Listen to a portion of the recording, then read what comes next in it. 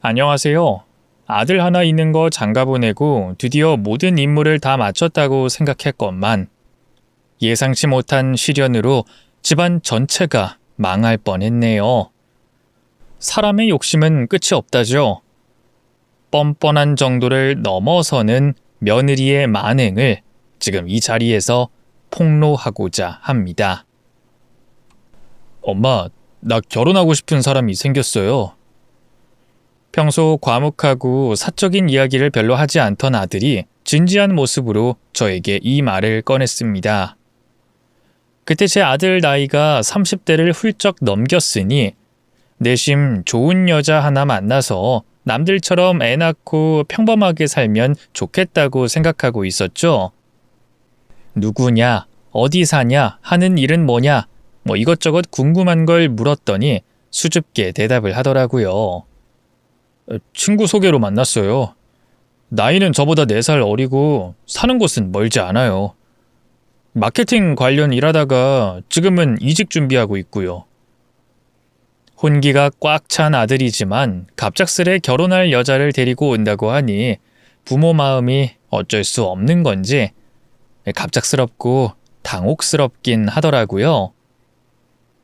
신중하고 진중한 아들이 급히 결혼을 한다고 하는 게 영 수상쩍긴 했죠. 처음 인사를 드리러 오겠다고 꽃다발 하나를 들고 저를 찾아온 그날 며느리들 사람이 사근사근 웃으며 인사를 하더라고요. 그리고 잠시 후 아들이 용기를 내며 이렇게 말했네요. 사실은 이 사람 뱃속에 아이가 있어요. 뭐? 임신을 했다는 말이니? 그래서 결혼식을 좀 앞당길까 생각 중이에요. 배 나오기 전에 웨딩드레스 입는 게 나을 것 같아서요.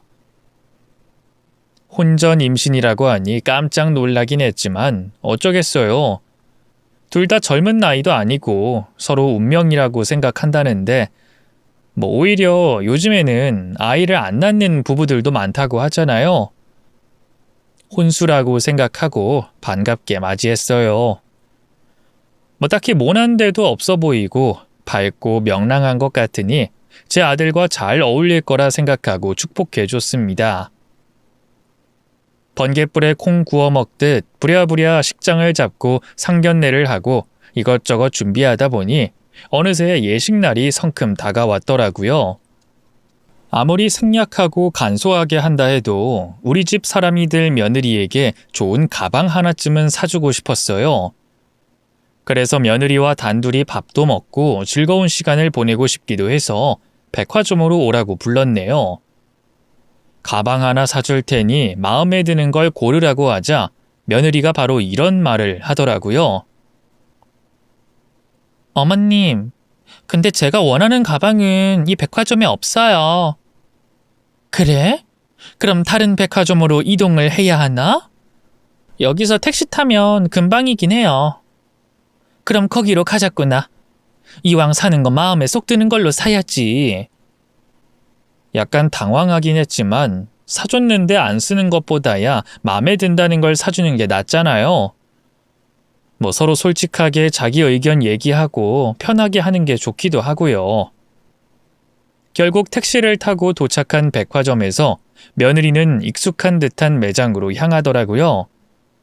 아주 고가의 가방만 파는 곳이었어요. 매장에 들어서자마자 며느리는 점원에게 여기서 가장 괜찮은 게 뭐예요? 고가 라인도 괜찮은데 하고 묻더라고요. 점원이 가방 하나를 보여주자 며느리는 어깨에 메고 거울을 한참 보더니 점원에게 이거 말고 더 고급진 건 없어요? 하며 이것저것 착용해 보더라고요. 결국 며느리는 제가 예상한 가격보다 훨씬 비싼 가방을 샀습니다. 그것도 그 매장에서 가장 비싸다는 가방을 딱 집어 어머님, 저 이게 마음에 드는데 하더라고요. 이 생각보다 며느리가 소박함과는 거리가 멀 수도 있겠다는 생각을 그날 처음 했네요. 그게 끝이 아니었어요. 며느리는 매장에 나오자마자 저에게 핸드폰을 건네주며 부탁을 하더라고요. 어머님, 저 여기서 사진 하나만 찍어주시면 안 될까요? 여기서? 원래 가방 사면 매장 이름 보이게 사진 찍는 게 유행이라서요. 어머님한테 가방 선물 받았는데 지인들한테 자랑하려고요. 하나 찍어줬더니 바로 사진을 확인하더라고요. 그러더니 난처한 표정으로 어머님, 저 다리 다 나오게 찍어주시면 안 될까요? 한 번만 더요. 그냥 연속으로 계속 찍어주시면 돼요. 하며 다시 부탁을 하더라고요. 그날 사진만 거의 100장은 찍어줬던 것 같네요. 심지어 카페에 가서 커피를 마시는데 동영상까지 찍어달라고 하더라고요. 어머님, 저 가방 포장지 뜯는 거 동영상 좀 찍어주세요. 뜯는 건 왜 찍는 건데? 이런 건 찍어서 기념해야 해요. 속으로 참 유난이다 생각하며 동영상까지 손수 찍어줬네요. 며느리는 제가 찍어준 걸 이리저리 만져대더니 인터넷에 올리더라고요. 뭐 하는 거냐고 물었더니 친구들한테 자랑하는 중이래요. 얼굴을 하얗게 보정하고 다리를 얄쌍하게 만들어서 올리더라고요. 요즘엔 이런 식으로 자랑을 하는구나. 참 유별난 세상이다 싶었네요. 애가 좀 허세가 있구나 생각했지만 좋아서 저러겠지 싶어 내버려뒀어요. 아무튼 그 다음부터는 학을 떼고 며느리에게 백화점 가자는 소리를 일절하지 않았습니다. 그래도 제가 사준 그 가방을 잘 메고 다니는 걸 보니 뿌듯하긴 하더라고요. 다만 만날 때마다 착용하고 있는 목걸이, 반지, 팔찌가 점점 늘어나는 게 눈에 띄었어요. 예쁘다고 칭찬하면 며느리가 너무나 밝게 이거 남편이랑 사귄 기념일 선물로 받은 거예요. 그리고 이건 생일 선물요. 하며 대답을 하더라고요. 악독한 시어머니가 되고 싶은 마음은 없었지만 어쩔 수 없이 신경이 쓰였어요. 아들이 무슨 억대 연봉을 받는 것도 아니고 평범한 직장 다니며 연봉 5천만 원 받아 꾸준히 저축했는데 며느리한테 고가의 선물을 덜컥덜컥 사주면 뭐가 남나요? 만들면 핑계라고 기념일을 다 챙겨버리면 빈털털이 되는 건 순식간이잖아요. 얼른 모아서 집도 마련하고 평수도 넓혀가야 자식도 잘 키울 텐데 앞으로 갈 길이 구만리인 애들이 이렇게 살아도 되나 싶어 걱정이 되더라고요. 솔직히 그땐 우리 아들이 결혼을 잘못했다 싶었네요. 알뜰하고 성실하던 애가 여자 하나 잘못 만나서 퍼지고 있으니 엄마인 저로서는 답답할 따름이었어요. 하지만 한창 태교 중인 며느리한테 잔소리를 할 수도 없는 노릇이고 괜히 한마디 했다가 영영 멀어질까봐 할 말은 정말 많았지만 차마 하지 못했네요. 며느리의 거슬리는 행동은 배가 점점 불러오면서 더욱 심해졌습니다. 몸이 무겁다며 모든 걸 내려놓고 왕처럼 살기 시작하더라고요. 저희 집에 딱 오면 소파에 기대듯이 누워서 제 아들에게 나 목말라 물 좀 하면 아들이 무슨 노예처럼 쪼르르 부엌에 달려가 물을 떠다 바치더라니까요. 고분고분 말 잘 듣는 남편 너무 좋잖아요. 하지만 그게 제 아들이 되니까 속이 터지더라고요. 그래도 시댁에 왔으면 뭔가를 좀 돕겠다는 신용이라도 하는 게 예의 아닌가요? 며느리는 배를 쓰다듬으며 저한테도 어머님, 뭐 상큼한 과일 같은 거 없어요? 차 타고 여기까지 왔더니 멀미가 심하네요. 그리고 어머님 집에서 이상한 냄새 나는데 창문 좀 열어주시면 안 될까요? 자꾸 구역질 나려고 해서요. 하며 은근히 일을 시키더라고요. 그날도 못 보던 가방을 메고 왔길래 물어보니 몇백만 원짜리 기저귀 가방을 미리 샀다며 하루라도 빨리 사야 돈을 버는 거라고 일찌감치 샀다고 하네요. 어머님, 요즘 명품 가격은요, 월급 오르는 것보다 훨씬 더 빨리 올라요. 그러니까 가지고 싶은 게 있으면 얼른 사야 한다니까요. 아무리 그래도 그렇지, 기저귀 가방을 명품으로 살 필요가 있니? 어차피 막 굴릴 가방이면 가볍고 싼 게 최고지. 애들 똥기저귀를 명품 가방에 담으면 아깝지 않겠어? 어머님, 기저귀 가방이야말로 비싼 걸 사야죠. 안 그래도 육아하고 집안일 하느라 지치고 힘든데 가방이라도 멋진 걸 들어줘야 우울증이 안 오잖아요. 그래, 뭐 그렇긴 한데 이렇게 생긴 가방 또 있지 않어? 예전에 한번 본 것 같은데. 그거랑 이거랑 완전히 달라요, 어머님. 핸들 모양도 다르고 가죽도 완전히 다른데요? 심지어 색상도 달라요. 하늘 아래 같은 가방은 없어요. 우리 남편 감각이 둔한 게 누굴 닮아서 그런가 했더니 어머님 닮아서 그런가 보네요. 저 사람 그래도 저 만나서 용됐다는 말 많이 듣거든요. 얼마나 다행이에요.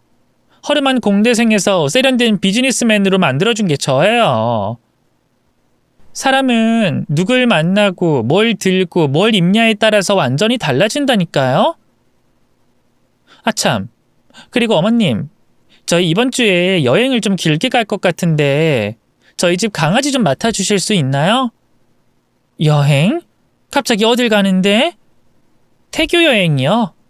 태교 여행? 태교를 위해 여행도 간다는 말이니? 태교 여행 못 들어보셨어요? 요즘 다들 가는 추세인데? 애 낳고 육아하면 여행 갈 시간 없잖아요. 미리 좋은 곳 좀 다녀오려고요. 어차피 출산하면 바빠질 텐데 뭐 미리 여행 가는 것쯤이야 충분히 할 수 있죠. 하지만 며느리는 남들이 다 가는 그런 곳은 너무 평범하고 시시하다며 아주 호화로운 태교 여행을 원하더라고요. 가서 심신의 안정을 취하고 싶다나 뭐라나. 그건 다 말뿐이고 결국 잔뜩 쇼핑을 하고 올 게 뻔했어요. 어느 집이 태교 여행 한 번에 몇 달치 월급을 쏟아붓나요? 그게 말이 되나요? 형편도 생각하지 못하고 남들이 하는 건 죄다 하려고 달려드는 며느리 때문에 저는 점점 심기가 불편해졌고 제 아들은 힘들고 지쳐 보였어요. 도저히 안 되겠다 싶어서 아들을 불러 이제는 좀 아껴야 되지 않겠냐고 조언을 해줬더니 아들이 이렇게 말하더라고요. 임신 때 못해주면 평생 서럽다고 하잖아요. 출산 후엔 알뜰하게 저축도 하고 내 집 마련 준비도 하려고요. 그러니까 엄마도 그 사람한테 너무 싫은 티 내지 말아요. 임신 중이라 기분이 많이 오락가락하고 우울감이 심해진다고 하니까 최대한 맞춰주는 게 좋잖아요. 안 그래도 며느리 입장에서는 시댁 오는 거 불편할 수도 있고 몸도 무거운데 여기까지 와서 잔소리 들으면 기분 안 좋잖아요. 며느리가 그래? 여기 오기 싫다고? 내가 잔소리 한다고 그래? 그런 말이 아니고 제가 생각했을 땐 그럴 것 같다는 거예요. 그러니까 엄마도 괜히 오해하지 말고 서로 좋은 게 좋은 거니까 잘 넘어갈 수 있도록 하자고요. 아무튼 명심해라. 그렇게 돈 막 썼다가는 큰일 날 수가 있어. 아끼고 저축해야 잘 살지. 시간 지나면 똥값 되는 물건 하나 사는 게 뭐가 그렇게 중요하다고 덜컥덜컥 사주고 앉아있어. 네, 엄마. 조심할게요. 이젠 출산하면 같이 아끼면서 살기로 했어요. 저는 다른 게 아니고 둘을 위해서 조언을 해주고 싶었어요. 먼저 인생을 살아온 사람으로서 이렇게 살다가는 후회할 것 같으니까 본의 아니게 잔소리를 좀 하고 있었지만 아들과 며느리 입장에서는 듣기 싫은 소리처럼 느껴졌는지 만삭이 됐을 때쯤에는 저희 집에 오지도 않더라고요. 아들을 장가 보냈으면 잘 살라고 축복해주고 응원해주고 가만히 지켜보는 게 미덕인 거라는 걸 너무 잘 알지만 저도 모르게 간섭하고 싶고 궁금하고 물어보고 싶은 건 어쩔 수 없나 봅니다. 서운한 것들이 점점 쌓여갔지만 아무도 제 마음을 알아주지 못하더라고요. 결국에는 저도 체념하고 말았어요.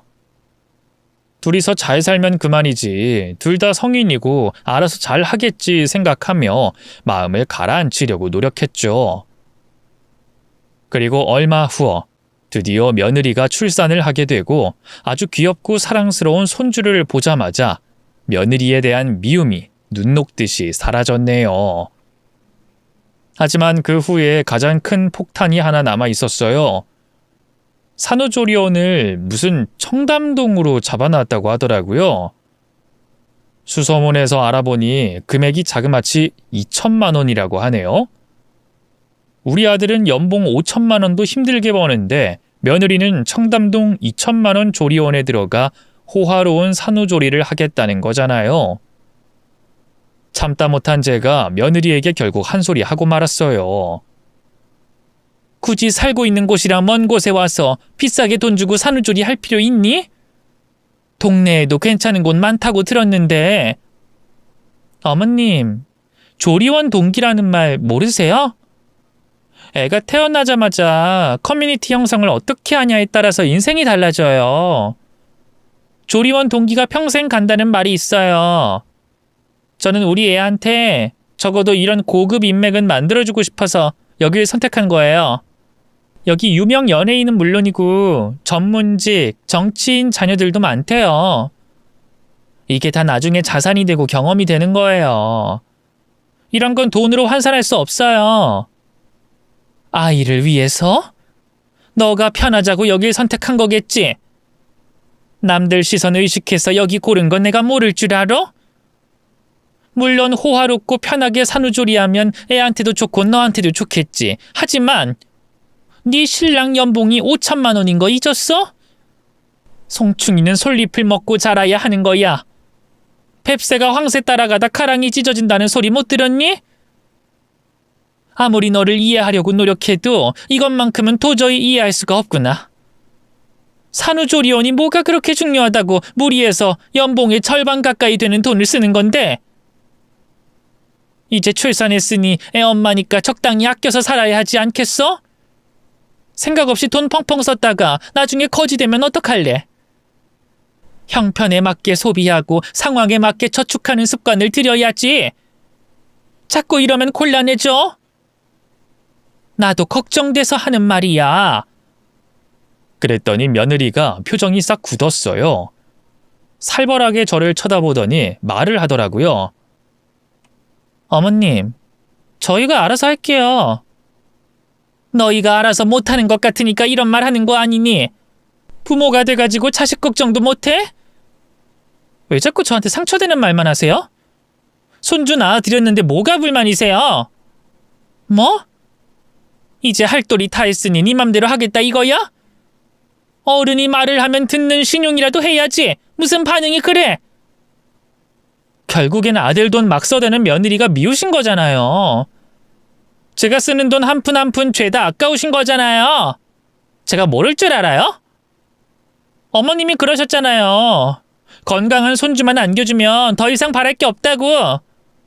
그래서 어머님 소원 이뤄드렸잖아요. 근데 왜 자꾸 불만만 늘어놓으세요?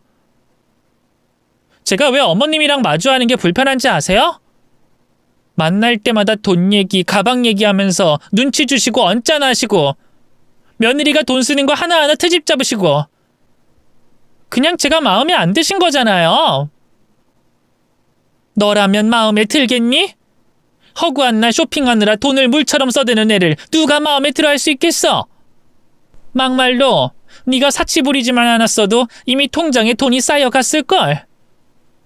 당장 가방 하나 사고 팔찌 하나 사는 게 대단하고 있어 보인다고 생각해? 잠시 아끼더라도 멀리 보란 말이야. 좋은 집에 살고 좋은 차 타고 통장이 두둑해야 더 있어 보이지 않겠어? 그러려면 아껴야지. 이젠 애도 있는데 육아비에 교육비에 얼마나 돈이 들어가겠어? 지금 네가 2천만 원짜리 산후조리원에 돈을 쏟아 부을 때라고 생각해? 그런 말씀하시면 저 정말 서러워요. 저는 제가 많은 걸 바랐다고 생각하지 않아요. 살면서 딱 한 번뿐인 산후조리인데 이 정도도 못 누리나요? 다른 데 가봐도 다 이 정도 해요. 저만 유난인 게 아니라고요.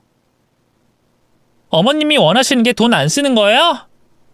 애도 스스로 낳고 탯줄도 제가 직접 자르고 산후조리도 집에서 직접 하길 원하세요?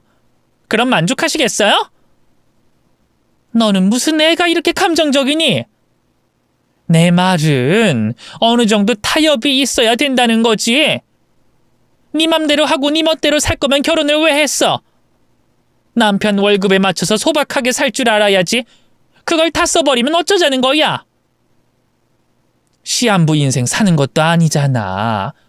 인생 오늘만 살 거야? 남편 연봉이 죽을 때까지 5천만 원인 것도 아니잖아요. 내년에는 오를 거고 내후년에는 더 오를 거고 임원 되면 몇 배로 오를 거잖아요. 생각 없이 사는 것처럼 보여도 저는 속으로 다 계산하고 있다고요.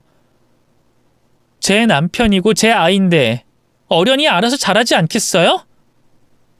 어머님이 자꾸 저희 가정일에 간섭하시는 거 솔직히 좀 불편하고 불쾌하네요. 뭐? 불쾌? 내가 너를 불쾌하게 만들었다고? 가족인데 이런 말도 못하니? 마음에 안 드는 부분이 있으면 서로 터놓고 얘기할 수도 있는 거지. 나는 뭐 너한테 서운한 거 불쾌한 거 없는 줄 알아? 완벽하게 잘 맞는 가족이 어디 있겠어. 맞춰가려는 신용이라도 해야지. 그리고 너 말버릇이 그게 뭐야? 손주 낳아드렸는데 뭐가 불만이냐고? 내가 잔소리만 한다고? 잔소리 듣기 싫으면 네가 잘하면 되잖아. 잘하면 뭐래요? 아들 뺏어간 여우로 보시는데 아무리 노력해도 저를 언짢게 보시잖아요. 노력이나 해봤어? 내가 볼 땐 넌 노력한 적 단 한 번도 없었어. 이쁨 받으려면 제대로 좀 하란 말이야. 예쁜 구석이 있어야 예뻐해주지. 이젠 저도 지쳐요. 예쁨 받고 싶지도 않고 노력하고 싶지도 않아요. 전 아쉬울 거 하나도 없는데요. 아쉬울 게 없어? 나도 없어. 내가 더 이상 너한테 뭘 바라겠니?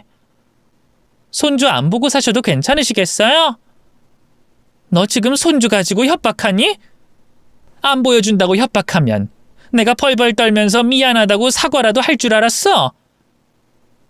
정말 괘씸하네. 여태껏 나를 얼마나 만만하게 봤으면 그런 말을 아무렇지 않게 할 수가 있어? 제정신이니? 저도 어머님이랑 잘 지내고 싶었어요. 요즘엔 며느리 못지않게 시어머니의 노력도 중요한 거 모르세요? 제 눈엔 어머님이야말로 노력조차 하지 않으시는 것 같아서요. 이젠 네가 진짜 나한테 못하는 소리가 없구나. 저희는 감정이 점점 격해졌어요. 며느리가 저한테 대들 줄은 상상도 하지 못했기 때문에 당황스럽기도 하면서 괘씸하고 화가 나더라고요. 만약 중간에 아들이 등장하지 않았더라면 저희는 머리채를 잡고 싸웠을지도 몰라요. 아들의 중재로 가까스로 다툼은 멈췄지만 속에 있는 앙금은 전혀 풀리지 않았습니다. 집에 와서도 자꾸 화가 나더라고요.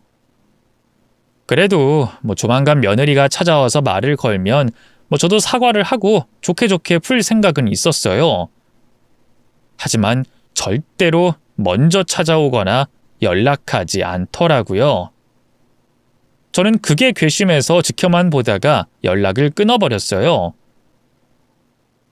중간에서 입장이 난처해진 아들은 가끔씩 저희 집에 혼자 와서 손주 사진을 보여주더라고요.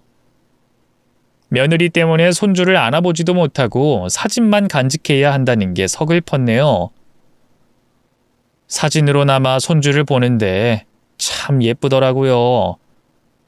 그런데 궁금한 게 있었어요. 제 아들도 그렇고 며느리도 그렇고 쌍꺼풀이 없거든요. 근데 손주는 아주 진하게 쌍꺼풀이 딱 있더라고요. 처음엔 며느리한테 속 쌍꺼풀이 있을 수도 있고 친척 중에 쌍꺼풀이 있는 사람이 있을 수도 있지 하며 넘겼어요. 그런데 크면 클수록 점점 눈매가 짙어지는 것이 영 아들과 며느리의 생김새와는 딴판이 되더라고요. 둘의 얼굴이면 대충 어떤 얼굴의 손주가 나오겠다 예상이 됐었는데 그 예상과는 딴판으로 생기니까 너무 당혹스러웠네요. 조심스레 아들에게 아이의 혈액형을 물어봤어요. 다행히도 아들과 같은 혈액형이라고 하더라고요. 하지만 마음속에는 작은 의심이 생겼습니다. 이런 상상을 하고 싶지는 않지만 자꾸만 불안한 마음이 드는 거예요. 며느리에 대한 불안한 마음이 커진 계기가 있었어요. 어느 날 지인을 만나서 손주 사진을 보여줬어요. 그랬더니 지인이 같이 찍힌 제 며느리를 보더니 이런 말을 하더라고요. 어? 어딘가 낯이 익는데? 낯이 있겠지. 우리 아들 결혼식 날 봤잖아. 아니, 그거 얼마 전에 본 것 같은데. 아유, 어디서 봤더라? 이 근처에 사니까 오다 가다 한 번씩 봤을 거야. 그래? 아, 어디서 봤더라? 일하다가 본 것 같단 말이지. 지인은 갸웃하며 며느리를 기억해내려 애쓰더라고요. 그러더니 시간이 흐르고 난 뒤에야 박수를 짝 치면서 기억이 난다고 하는 거예요.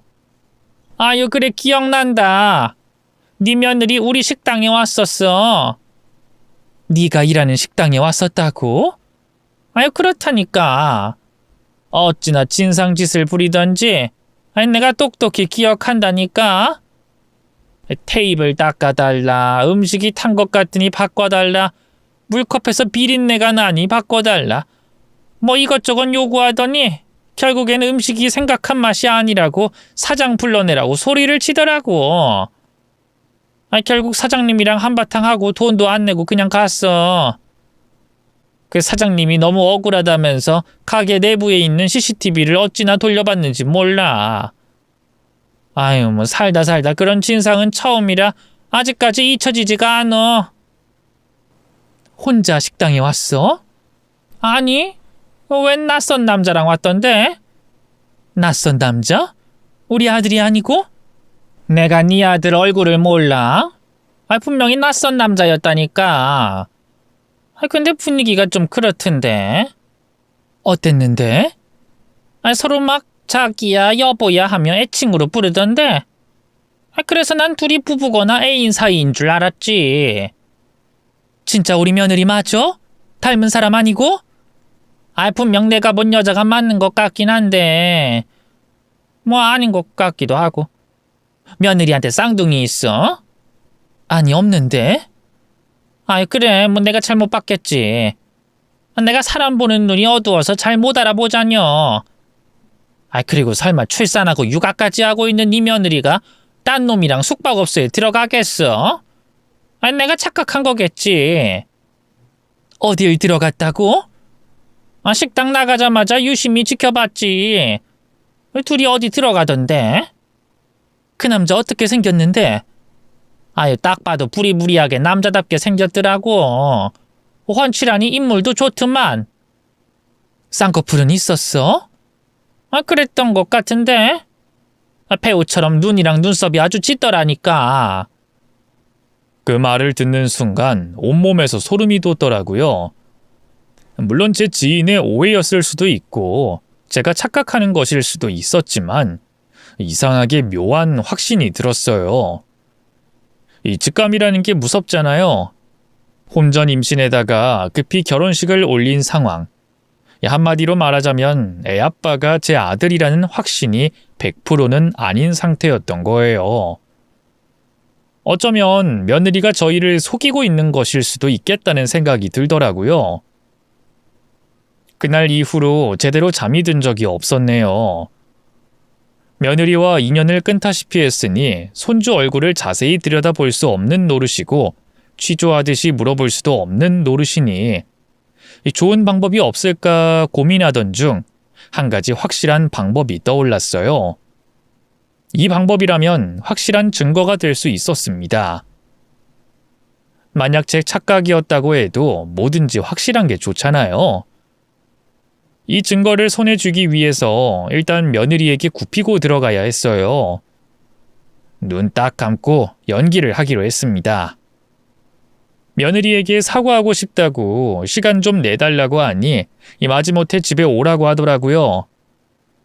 며느리는 새침한 표정으로 저에게 물었어요. 갑자기 어쩐 일이세요? 내가 미안했다. 네 마음을 너무 몰라줬어. 진심으로 사과하고 싶어서 찾아온 거야. 며느리는 마치 신하를 거느리는 왕이 된 듯 거만한 표정을 짓더니 저도 불편하게 지내는 거 싫어요. 하며 제 사과를 받아주더라고요. 그렇게 가까스로 며느리와의 관계가 회복됐고 그 이후로 며느리는 기고만장해져서 저에게 손주를 자주 맡기며 이런저런 모임이 있다며 돌아다녔어요. 저한텐 기회였죠. 저는 꾹 참고 있다가 때가 왔을 때 며느리 몰래 유전자 검사를 진행하게 됐습니다. 그때까지만 해도 긴가민가한 심정으로 혹시나 하는 마음으로 의뢰를 하게 됐는데 그게 우리 집안을 순식간에 쑥대밭으로 만들어 놓을 줄 누가 알았겠어요. 검사 결과를 받아본 순간 숨이 턱 막히고 다리에 힘이 풀려서 바닥에 주저앉을 수밖에 없었습니다. 믿을 수 없어서 읽고 또 읽었어요. 검사 결과는 친자 불일치. 손주가 제 아들의 핏줄이 아니라네요. 이성을 잃고만 저는 며느리가 저희 집에 손주를 데리러 방문하자마자 벌떡 일어나 뺨을 때렸습니다. 며느리는 도끼 눈을 뜨고 대들더라고요. 어머님, 지금 뭐 하는 짓이에요? 왜 갑자기 뺨을 때려요? 내가 너 절대로 용서 못한다. 내가 너 가만 안 둘 거야. 정신 나가셨어요? 지금 애 앞에서 뭐 하는 짓이에요? 어차피 내 손주도 아닌데 상관없지 않니? 그랬더니 순간 며느리의 얼굴이 굳어지더라고요. 뭐라고요? 지금 무슨 말씀하시는 거예요? 우리 애가 왜 어머님 손주가 아니에요? 너 알면서 일부러 여태껏 숨긴 거지? 그러니까 뭘요? 지금 무슨 말씀하시는 건지 하나도 모르겠어요. 끝까지 아니라고 잡아떼기로 작정했는지 아주 명배우처럼 억울한 척 연기를 하더라고요. 너무 괘씸해서 유전자 검사 결과를 보여줬어요. 그랬더니 아주 천연덕스럽게 말을 이어가더라고요. 어머님, 몰래 유전자 검사까지 해보신 거예요? 얼마나 저를 믿지 못하면 뒤에서 이런 짓을 하셨어요? 그리고 겨우 이거 가지고 손주가 아니라고 화를 내고 며느리 뺨까지 때리신 거예요? 이거 결과 부정확한 거 모르셨어요? 100%가 아닌 거 모르시냐고요? 그럼 다시 해봐. 내 눈앞에서 머리 뽑아서 다시 의뢰해볼까? 어머님은 어차피 저 믿지 못하시잖아요. 친자 불일치 나올 때까지 검사하실 거잖아요. 제가 어머님을 몰라요? 어쩐지 먼저 찾아와서 사과하실 때부터 알아봤어야 했는데 어머님은 제가 아들이랑 이혼하길 바라세요? 제가 떠나길 원하시는 거예요? 그래서 일부러 증거 만들려고 작정하시는 거 아니냐고요? 나는 확실한 걸 원해. 유전자 검사가 불확실하다고 웃기는 소리 하지 마라. 이것만큼 정확한 건 없어. 괜히 찔려서 아무 말이나 내뱉는 모양인데 피는 못 속인다. 진실은 언젠가 전부 드러나는 법이야. 말이 안 되잖아요. 저는 연애라고는 지금 남편이 처음이자 마지막인데 어떻게 제 자식이 남편 자식이 아닐 수 있냔 말이에요. 전 너무 억울해요. 억울하면 확실하게 하면 되잖아. 지금 당장 네 유전자, 손주 유전자, 우리 아들 유전자까지 합해서 보내보자고. 그래야 네 억울함도 풀리지 않겠어? 기억 후 유전자 검사를 해야 저를 믿으시겠어요? 그냥 저를 있는 그대로 믿어주시는 건 어려우신 건가요? 들킬까봐 겁나? 식당에 같이 왔던 눈 부리부리한 그놈 유전자도 같이 검사해봐? 같이 숙박업소 들어갔던 그놈도 데리고 와봐. 그놈도 같이 검사 좀 하게. 그건 또 무슨 말씀이세요? 있지도 않은 걸 사실처럼 꾸며대는 거 상대방한텐 상처예요. 왜 자꾸 거짓을 진실처럼 오해하시는 건데요? 거짓인지 진실인지 나는 모르겠고 당장 증거를 원하니까 검사해보자고. 왜 자꾸 발을 빼? 발을 빼는 게 아니라 기회를 드리는 거예요. 유전자 검사하는 순간 저희의 신뢰 관계는 무너질 수밖에 없다는 걸 미리 알려드리는 거라고요. 그래, 무너지든 말든 난 상관없으니까 정면 돌파 한번 해보자고. 그래요. 저도 당당하니까 검사하는 걸로 해요. 하지만 저를 믿지 못하셨으니 저도 더 이상 어머님을 진심으로 대할 수가 없겠네요. 괜한 수작 부릴 생각하지 마. 한 점 부끄럼 없는 제가 왜 수작을 부려요? 검사하면 되잖아요. 원하시는 게 그거라면 충분히 해드릴게요. 됐어요? 며느리는 갑자기 당당해져서 유전자 검사를 다시 하자고 하더니 애를 데리고 휙 가버리더라고요. 너무 뻔뻔하게 구니까 며느리 말이 사실인가 싶기도 한 거예요. 그날 정말 혼란스러웠네요. 그리고 그날 밤 며느리가 혼자 저희 집에 찾아왔습니다. 저를 보더니 대뜸 무릎을 꿇더라고요. 어머님, 사실 어머님께 드릴 말씀이 있어요. 밤늦게 무슨 짓이야? 솔직히 말씀드리면 저 이해해 주실 수 있나요? 그러니까 뭘? 저 좀 살려주세요, 어머님. 유전자 검사하면 저 죽어요. 울면서 싹싹 빌기 시작하는 며느리의 모습을 보니 힘이 빠지더라고요.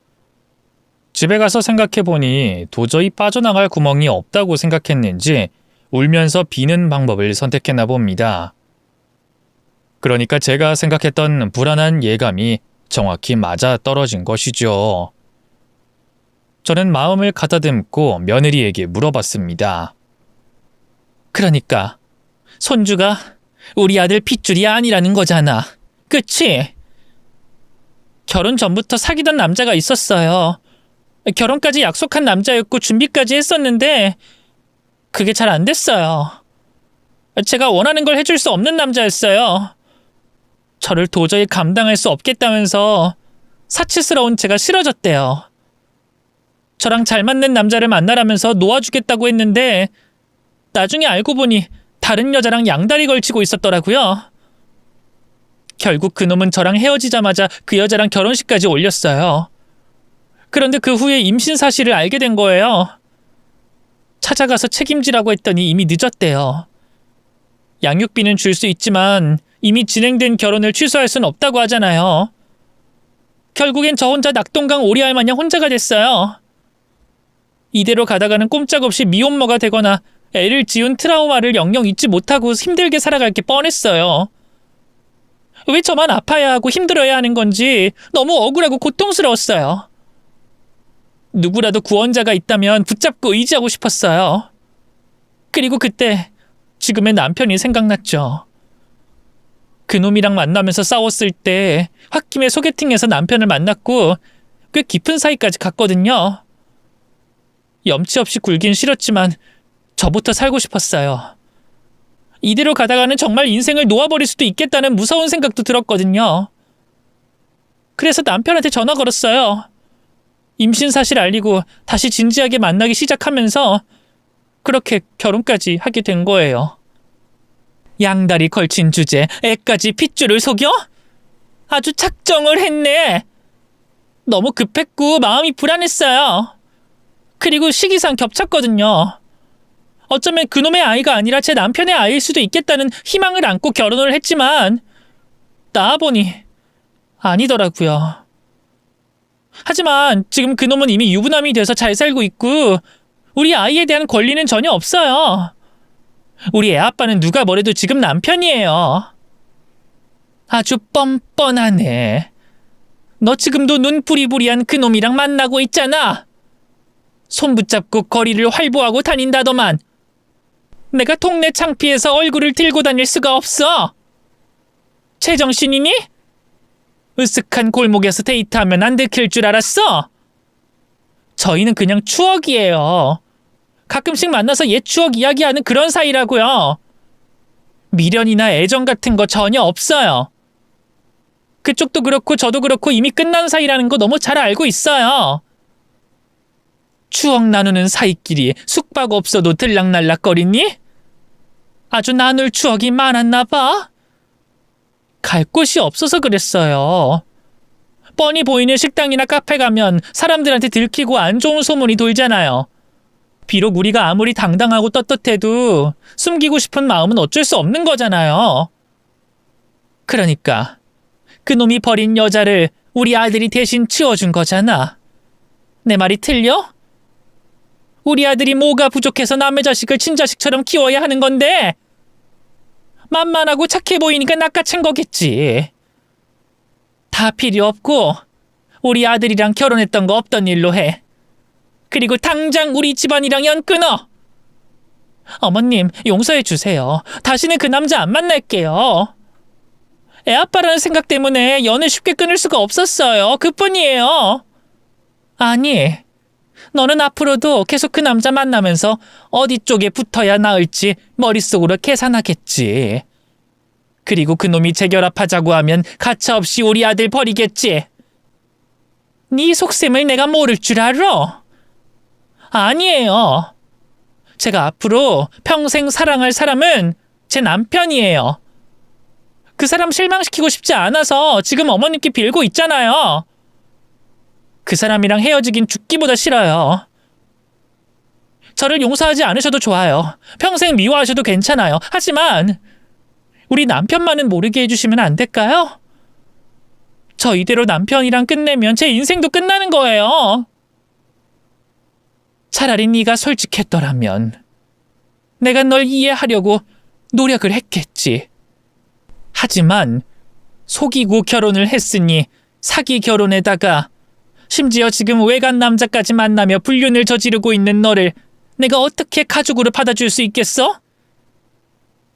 더 험한 꼴 보지 말고 여기서 깔끔하게 정리해. 믿어주세요. 제가 정말로 최선을 다해서 잘할게요. 기회는 이미 여러 번 준 것 같은데. 그리고 신뢰를 먼저 무너뜨린 사람은 너야. 꼴도 보기 싫으니까 당장 정리해. 생각해보면 어머님은 저한테 진심인 적이 단 한 번도 없었어요. 저를 정말로 딸처럼 생각하셨다면 엄마의 입장에서 생각을 해주셨겠죠. 저는 그게 너무 서운하고 서러웠어요. 저는 늘 진심으로 대하려고 노력했다고요. 그러는 너는 내 아들을 진심으로 생각한 적이 있긴 했니? 허구한 날 가방 사달라, 목걸이 사달라, 호텔 가자, 여행 가자. 오늘이 마지막인 것처럼 더 뜯어먹을 거 없나 호시탐탐 노렸으면서 진심으로 대했다고? 탈탈 털어낸 뒤에 그놈한테 가려고 준비하고 있었던 거겠지? 아니에요. 절대 그런 생각한 적 없어요. 어렸을 적부터 가난했고 무시받고 살아온 게 너무 지긋지긋해서 한 번쯤은 좋은 가방도 매보고 좋은 곳에 여행도 가보는 게 소원이었어요. 그걸 해줄 수 있는 남자를 만나는 게 일생의 소원이었어요. 그뿐이에요. 물질적으로 뭔가를 해주는 게 애정 표현이라고 생각했고 저는 그렇게 살아왔을 뿐이에요. 여유로운 사람들은 원래 가진 게 많으니까 급하지 않잖아요. 저는 항상 없이 자라왔기 때문에 욕심이 많았어요. 이제는 더 이상 무시당하고 싶지 않았어요. 그리고 우리 애만큼은 여유롭게 키우고 싶었어요. 여자로서, 엄마로서 이 정도 욕심은 부려도 되는 거 아닌가요? 그러니까 그 욕심을 왜 친부도 아닌 내 아들을 통해 채우려고 하냐고.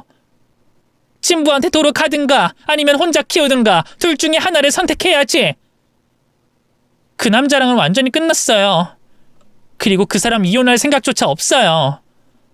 저 지금 남편한테 버림받으면 혼자 외롭게 아이 키우며 살아가야 해요. 돈도 없어서 길거리에 나 앉아야 해요. 그거야 내 사정 아니니까 상관없지. 오늘부터 너는 내 며느리 아니니까 그런 줄 알아라. 어머님도 아들 사랑하시잖아요. 아들한테 이혼이라는 꼬리표가 생기는 걸 원하시는 거예요? 뻔뻔한 것 좀 봐라. 이혼 꼬리표 만들어준 게 누군데 지금 여기서 그걸 가지고 협박하는 거야? 가만 보니 협박하는 걸로 인생을 꾸역꾸역 살아온 모양인데 너 그러다가 진짜 큰일 나는 수가 있어. 어른으로서 경고하는데 너 앞으로 그따위로 살지 마. 저는 그 자리에서 바로 아들에게 전화를 걸어 모든 걸 폭로했습니다. 그리고 아들이 보는 앞에서 유전자 검사를 다시 한번 하게 됐고 결과는 다르지 않았어요. 결과를 받자마자 아들은 짐을 싸서 저희 집에 왔고 며느리는 마음 약한 아들이 자기를 받아줄 거라 생각했는지 끝까지 매달리더라고요. 하지만 아들은 냉정하게 며느리를 내쫓았습니다. 아들이 며느리에게 분노를 감추지 못하고 화를 냈을 땐 저도 마음이 많이 아프더라고요. 그 어떤 부모가 자식이 이혼하길 바랍니까? 평범하디 평범한 저희 집안에 이런 일이 있을 거라고는 상상조차 하지 못했어요. 결국 아들은 소송을 통해 이혼 과정을 밟았습니다. 상간남 소송까지 진행하면서 그쪽 아내에게도 폭로가 된 모양이더라고요. 뻔뻔한 상간남은 어떻게 알고 저희 집까지 찾아와서 제 아들을 못살게 굴더라고요. 결혼도 한 유부남이 유부녀 만난 주제에 어찌나 당당하던지 역시 끼리끼리 만나는 게 맞구나 싶었네요. 그놈은 억울하다는 듯 이렇게 말하더라고요. 그냥 잠깐 만난 것 뿐이에요. 그냥 갖고 놀기 좋은 여자라서 데리고 다녔던 거라고요. 그런 여자를 누가 데리고 삽니까? 저는 지금 제 아내밖에 없고요. 평생 가정을 위해 헌신할 겁니다. 그러니까 그쪽이 제 아내한테 변명 좀 해줘요. 남의 가정 파탄 내려고 작정했습니까? 나 이혼당하면 그쪽이 책임질 거냐고? 친부라는 사람이 말하는 꼴이 참 뭐랄까 가볍더라고요. 그냥 임신한 김에 둘이 결혼했으면 얼마나 좋았을까요? 괜히 죄 없는 제 아들과 그쪽 아내만 불쌍하게 돼버렸네요. 생각할수록 화가 나더라고요. 줬다 뺏는 건 정말 치사한 짓인 걸 알지만 그동안 며느리에게 쏟아부은 돈이 자꾸만 생각나는 거예요. 며느리에게 사줬던 가방에 힘들 때 쓰라고 준 용돈에 이것저것 합하면 값이 어마어마했어요. 이미 가족도 아니고 끝난 마당에 진상 한번 제대로 부려보자 싶어서 그거 도로 내놓으라고 협박을 했네요. 이미 다 써버렸고 팔아버리고 없다고 버티길래 안 돌려주면 혼인빙자에 없던 죄까지 뒤집어 씌워서 고소할 거라고 했더니 순순히 내놓더라고요. 결혼으로 제대로 호강 한번 해보려고 하다가 한순간에 몰락하게 된 며느리는 그렇게 저희 집안과 연을 끊게 됐어요. 아들이 이혼을 하면서 시끌벅적했던 집안 분위기가 고요해졌습니다. 한때는 손주라고 생각했던 그 아이의 사진이 아직까지 핸드폰에 남아 있어요. 내 아들의 핏줄은 아니지만 애가 무슨 죄가 있겠어요. 그 애만큼은 시련 없이 잘 컸으면 하는 바람입니다. 결국 며느리는 그 남자에게도 버림받고 저희 집안에서도 버림받고 혼자 아이를 키우며 살아가게 됐어요. 식당 일을 구한다고 저희 지인이 일하는 식당에 한번 찾아온 적이 있었다고 하더라고요. 숙식이 제공되는 곳을 구하고 있다고 하는 걸 보면 집도 없고 벌이도 없는 상태로 지내고 있지 않을까 싶네요. 괘씸한 며느리의 사연은 여기까지입니다. 그 후로는 어떻게 살고 있는지, 뭘 하며 살고 있는지 전혀 몰라요. 부디 욕심 부리지 말고 양심적으로 살며 새 사람이 돼 아이를 잘 키웠으면 하네요. 그래도 너무 다행인 건 제 아들이 빠르게 일상을 되찾았다는 거예요.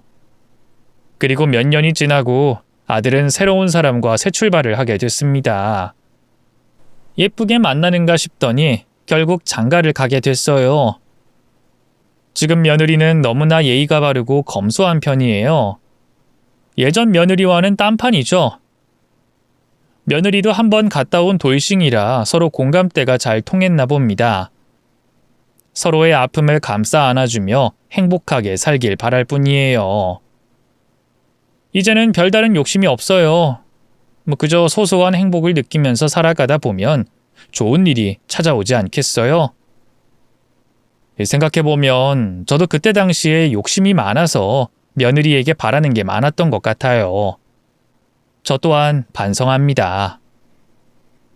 이제는 조금 유해지려고 노력 중이에요.